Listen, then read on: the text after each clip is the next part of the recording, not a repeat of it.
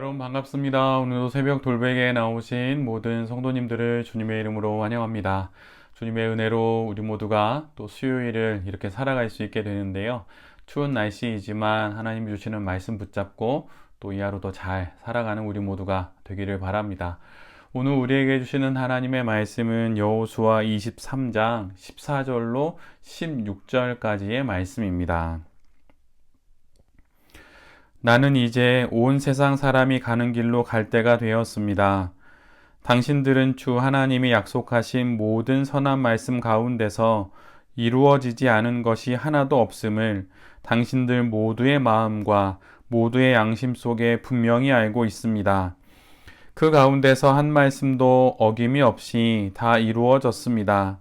주 하나님이 약속하신 모든 선한 말씀을 여러분에게 그대로 이루셨지만 그 반대로 주님께서는 모든 해로운 일도 여러분에게 미치게 하여 주 하나님이 당신들에게 주신 이 좋은 땅에서 여러분을 없애버리실 수도 있음을 명심하십시오. 그러므로 여러분이 주 하나님이 여러분에게 지키라고 명하신 언약을 어기고 가서 다른 신을 섬기고 경배하면 주님의 진노가 여러분에게 내려 당신들은 그가 주신 좋은 땅에서 곧 망하게 될 것입니다. 아멘. 오늘은 여호수아 23장의 말씀을 갖고 거룩한 약속을 지키는 것이 축복입니다. 거룩한 약속을 지키는 것이 축복입니다. 라는 제목으로 함께 하나님 말씀을 나누도록 하겠습니다. 우리가 오늘부터 3일 동안 묵상하는 여호수아 23장과 마지막 장인 24장은 임종을 앞둔 여호수아의 고별 설교입니다. 오늘 보는 23장은 여호수아가 이스라엘의 지도자들, 즉 장로들과 수령들과 재판장들 그리고 관리들에게 하는 설교로 하나님에 대한 언약의 준수와 충성을 강조하는 말씀입니다. 가나안 정복 전쟁이 모두 끝나고 세월이 흐른 어느 날 임종을 앞둔 여호수아는 이스라엘의 지도자들을 실로에 불러 모아서 마지막 권면의 말씀을 전합니다. 고별 설교이기도 하고 또 유언과도 같은 말씀이지요. 여호수아는 가장 먼저 그동안 하나님께서 이스라엘에게 부어주신 은총을 상기시킵니다. 그 내용은 크게 두 가지인데, 첫째는 하나님께서 가나안 정복 전쟁을 승리로 이끄신 것이고, 둘째는 가나안 땅을 유업으로 주신 것입니다. 여호수아는 이 모두를 하나님이 주신 선물로 언급합니다. 이스라엘이 탁월하여서 그들에게 힘이 있어서 그들이 거둔 승리가 아니고 그들이 받을 만하여 받은 것이 아닌 하나님이 주신 선물이요 은혜라고 하는 사실을 명확하게 증거합니다. 그리고 이후에도 하나님께서 가나안에 남아있는 모든 가나안 족속들을 쫓아내시고 남은 땅도 차지하게 하실 것이라는 그 은혜와 축복의 메시지를 전합니다. 하나님은 충분히 선하시고 하나님은 모든 것을 선물로 이스라엘에게 주셨다고 하는 사실을 마지막 유언의 말씀으로 전하는 것입니다. 이처럼 지난 시간 이스라엘을 넉넉히 채우시고 또 인도하신 하나님의 행하심을 상기시킨 여호수아는 이제 이스라엘이 마땅히 보여야 할 반응을 세 가지로 명령합니다. 여호수아가 이스라엘에게 마땅한 반응을 요구하는 것은 하나님과 이스라엘이 언약적 관계에 있기 때문입니다. 언약적 관계라고 하는 것은 하나님이 베푸시는 은혜와 또 이에 상응하는 이스라엘의 반응이 요구된다는 것입니다. 이것이 언약으로 맺은 관계, 언약적 관계입니다. 하나님만 일방적으로 어떤 책임과 의무가 있는 것이 아니라 그 상대가 되는 이스라엘도 이에 상응하는 의무와 책임이 있습니다. 첫 번째로는 모세의 율법에 순종하는 것입니다. 오늘 본문 6절의 말씀입니다. 그러므로 모세의 율법책에 기록된 모든 것을 아주 담대하게 지키고 행하십시오. 그것을 벗어나 좌로나 우로나 치우치지 마십시오. 은혜를 베푸신 하나님 앞에 이스라엘이 보여야 하는 첫 번째 반응은 율법을 지키는 것입니다. 하나님의 말씀을 삶의 기준으로 삼고 살아가는 것이지요. 이것이 언약적 관계 안에서 살아가야 할 이스라엘의 삶의 방식인 것입니다. 두 번째 명령은 가나안 족속과 통혼하지 않는 것입니다. 오늘 본문 7절의 말씀은 이를 잘 기록해 놓고 있습니다. 당신들과 이웃한 남아있는 이 나라들과 사귀지 말며 그 신들의 이름을 부르거나 그 이름으로 맹세하지도 마십시오. 그것을 섬기거나 경배하지도 마십시오. 이는 우상을 섬기는 이들을 향한 혐오를 말씀하시는 것은 아닙니다. 이는 우상 숭배의 영향권 안에 들어가지 말라는 것입니다. 악은 그 모양이라도 따라하지 말라 하시는 바로 이 하나님의 말씀이 이스라엘 백성들에게 선포되는 것입니다. 많은 것을 경험해 보는 것은 나쁘지 않습니다. 오히려 좋은 면도 있지요. 삶의 지경이 넓어지고 또 신앙 인생의 지경이 넓어지는 그런 면에 있어서 여러 경험을 해보는 것은 유익한 면이 분명 있습니다. 그러나 그렇다고 하여서 우상을 경험해 보거나 우상과 사귐의 관계를 가질 필요는 없는 것입니다. 바로 이 부분을 경계하는 것이고 이에 관하여서 이스라엘이 마땅한 책임과 또 의무가 있다고 하는 것을 오늘 여호수아는 말하고 있는 것이지요. 세 번째는 하나님과의 친밀감을 유지하라는 것입니다. 오늘 본문 8절의 말씀입니다. 오직 당신들은 지금까지 해온 대로 주 당신들의 하나님만 가까이 하십시오. 여기서 가까이 하다로 번역된 히브리어는 그 원래의 뜻은 밀착하다, 달라붙다 라고 하는 뜻으로 친밀한 관계를 의미합니다. 하나님을 가까이 하고 그분과의 친밀함을 나누는 것은 언약 관계 안에 있는 이들의 마땅한 의무이고 또한 명령입니다. 의무와 명령이라는 사실에 먼저 정신을 번쩍 차리는 것이 중요합니다. 내가 기분이 좋으면 가까이 하고 형편에 따라 취사 선택하는 것이 결코 아닙니다. 하나님과의 친밀한 교제가 우리 모두에게 명령이라고 하는 사실, 의무라는 사실을 기억하면서 언제든 어떤 상황에서든 마땅히 유지해야 할 영적 상태라고 하는 것을 우리 모두가 기억해야 합니다. 또한 더 나아가서 하나님을 가까이 하는 것은 의무를 넘어 우리 모두에게는 복이 됩니다.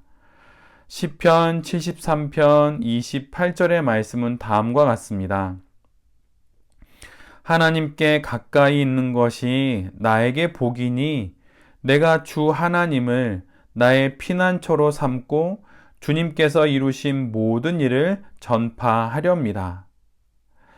하나님과의 친밀함은 의무와 명령이기도 하지만 사실은 이 단계를 지나면 이것이 우리가 받을 수 있는 가장 큰 복이라고 하는 사실을 우리 모두가 경험하게 됩니다. 그래서 시편 기자는 이렇게 고백하고 있는 것이지요. 복 있는 사람은 악인의 길에 서지 않는다는 시편 1편의 말씀의 다른 버전이 바로 복 있는 사람은 하나님을 가까이 하는 사람이라는 시편 73편의 말씀입니다. 하나님을 가까이 함이 명령과 의무를 넘어 우리 모두가 그토록 받고 싶은 복이라는 사실을 잘 기억할 수 있는 우리 모두가 되기를 간절히 바랍니다. 믿음의 사람인 헨리 나우엔이 쓴 책 중에 친밀함이라고 하는 제목의 책이 있습니다. 그 책에 이런 내용이 나옵니다. 누구라도 하나님과 친밀해야 한다. 특히 사역자들은 더욱더 하나님과 친밀해야 한다. 하나님과의 친밀함의 시간을 놓칠 때 깊은 우울과 삶의 방향 감각을 잃게 된다. 정말로 헨리 나우엔의 권면처럼 그의 말처럼 하나님과의 친밀함의 시간을 놓칠 때 우리 모두는 깊은 우울과 또한 삶의 방향을 잃어버리게 됩니다. 그런데 헨리 나우엔의 이 말은 여기서 끝나지 않고 이렇게 이어집니다. 이것은 사역자뿐 아니라 신앙 공동체도 마찬가지이다. 이 단락이 기록된 글의 제목은 하나님의 불기둥에 항상 붙잡혀 있는 자세라고 하는 그런 제목이 붙어 있는 그 부분에 기록된 글입니다. 하나님을 가까이 한다는 그 말의 뜻은 이스라엘 백성들이 그 광야에서 불기둥과 구름 기둥을 따라 그렇게 광야 여정을 걸었던 것과 똑같다는 것입니다.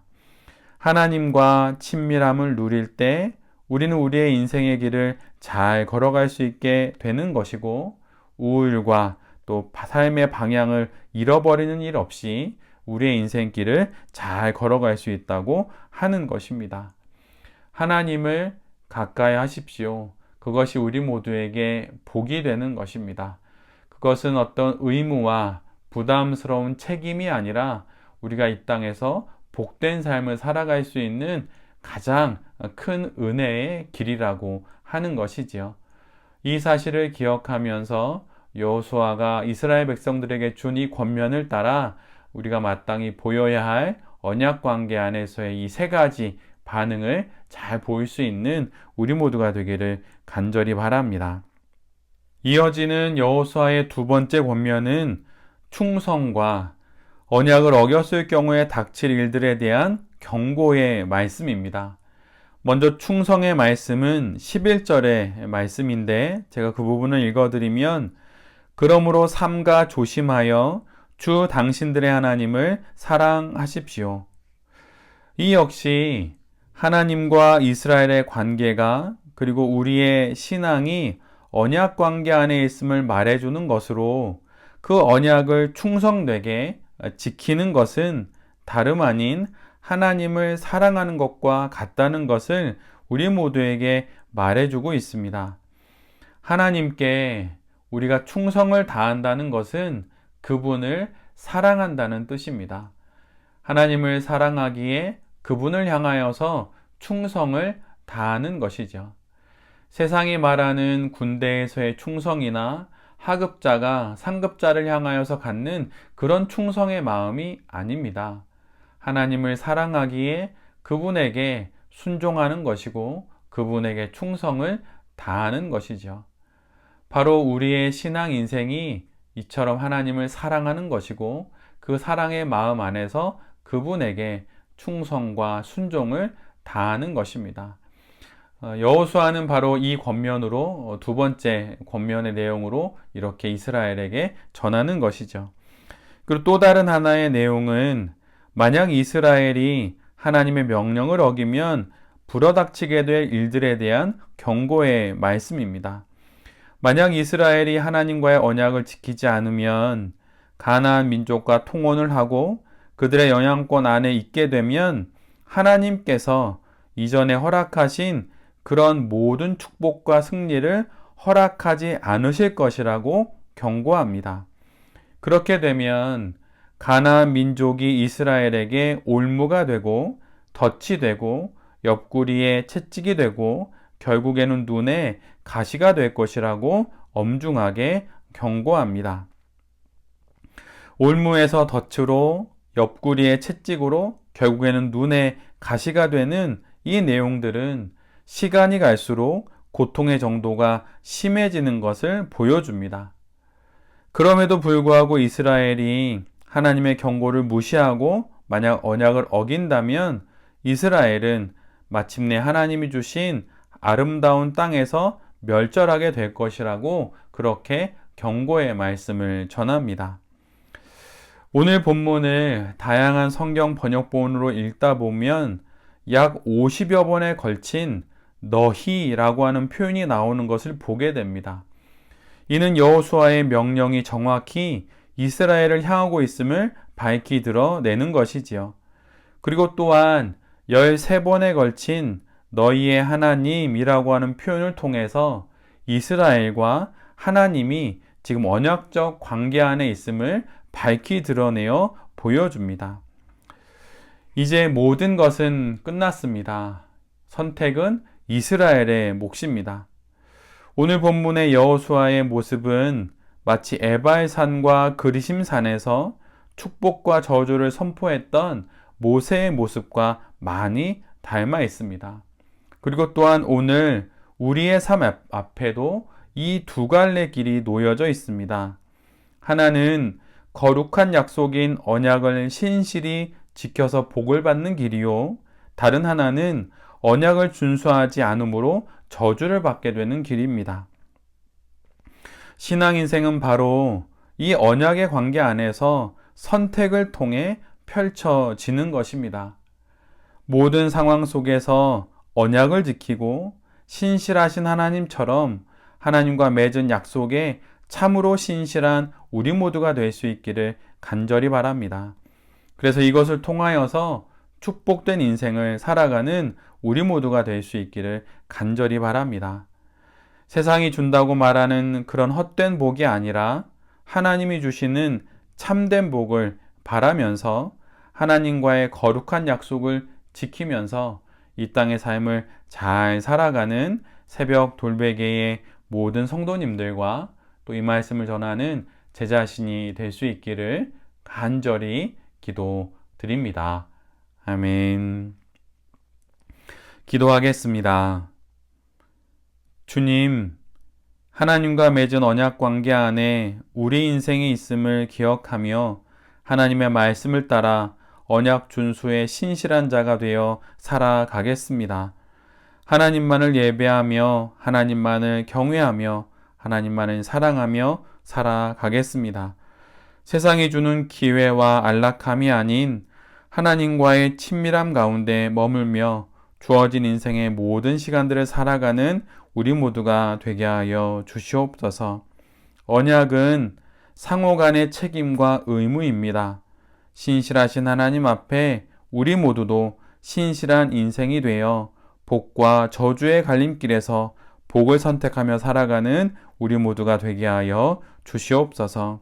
이 모든 말씀 예수 그리스도의 이름으로 기도드립니다. 아멘.